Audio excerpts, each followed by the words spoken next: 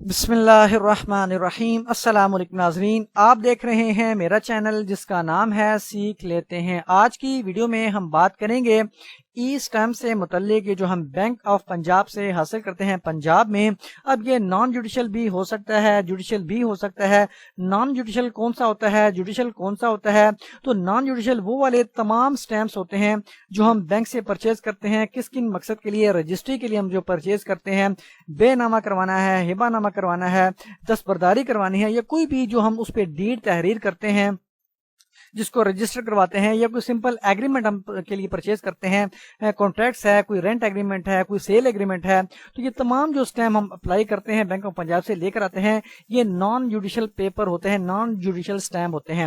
تو جو judicial stamp ہوتے ہیں وہ ہم کورٹ فیس وغیرہ کے لیے استعمال کرتے ہیں، ہمیں کورٹ میں یہ جمع کروانے پڑتے ہیں۔ فار ایگزامپل اگر کسی نے کوئی دعویٰ فائل کرنا ہے، کوئی ریکوری کا ہے، یا جس میں کورٹ فیس اپلیکیبل ہے، تو وہ میکسیمم کورٹ فیس اس میں اگر اپلیکیبل ہوئی تو 15,000 روپے کورٹ فیس ہوگی جو عدالت میں جمع کروانی پڑتی ہے، اور اس کے لیے بھی ہمیں بینک آف پنجاب سے اپلائی کرنا پڑے گا۔ بینک آف پنجاب ہمیں ایک پیپر دے گا، وہ ہمیں ایک پیپر دے گا، اسی پہ اماؤنٹ لکھی ہوتی ہے۔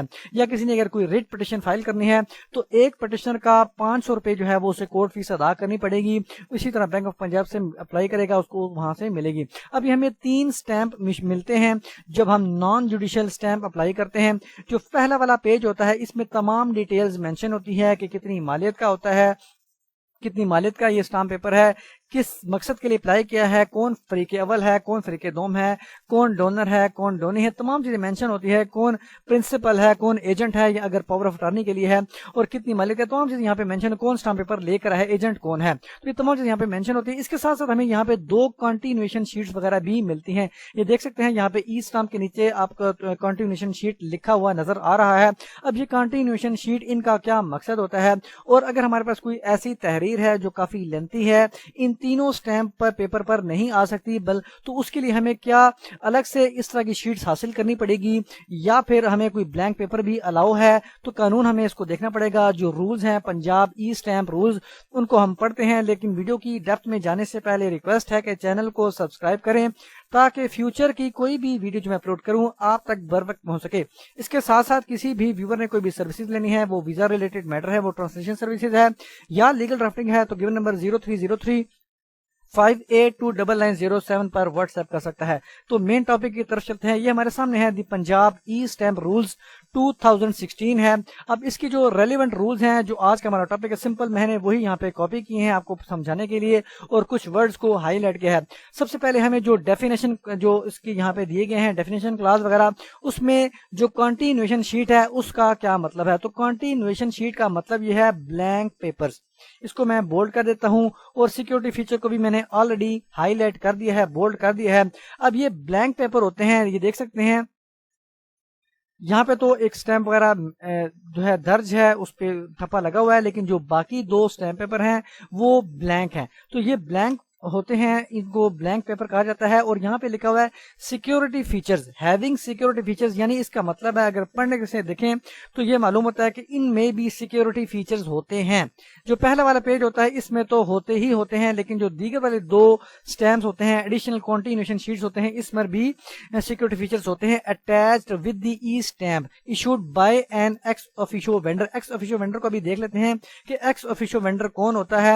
اب یہاں پہ اس کلاس کے اس رول کے پڑھنے سے یہ معلوم ہوتا ہے، یا اس جو ڈیفینیشن کلاس ہے، کہ جو دیگر جو سٹیمپ ہمیں کنٹینیویشن شیٹس ملتی ہیں تو کوشش کریں کہ یہ اسی مقصد کے لیے، جس مقصد کے فار ایگزامپل اگر یہاں پہ ہمیں پاور آف اٹارنی کے لیے استعمال کر رہے ہیں تو یہاں پہ ہم یہ دیگر جو 2 ہیں ان کو بھی ساتھ اٹیچ کر کے اس پر بھی یہ پرنٹ کر لیں۔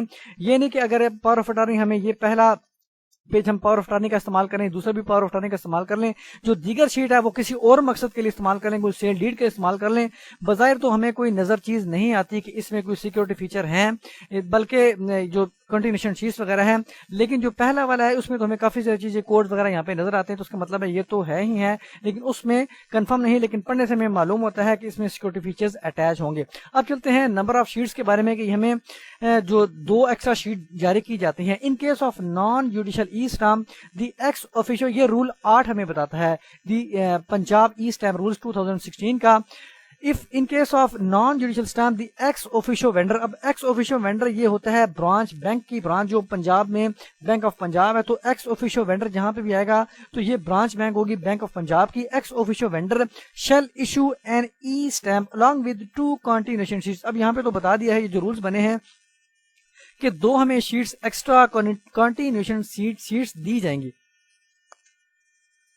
अब हमें देखते हैं इसका जो सब रूल 3 है, इस 8 रूल का रूल नंबर 8 का जो सब रूल 3 है इसमें क्या बताया गया है, if the E stamp and continuation sheets are not sufficient, अगर ये सफिशिएंट नहीं है, 1 और मोर प्लेन पेपर्स, अब यहाँ पे प्लेन पेपर की बात हो रही है, बिल्कुल सादा पेपर में भी सब ज्वाइंट इनके साथ अटैच किया जा सकता है for the completion of the instrument. अब इंस्ट्रूमेंट कोई भी हम दस्तावेजात वगैरह लिख रहे हैं तो अगर कम है तो हम उसके साथ ब्लैंक पेपर भी अटैच कर सकते हैं।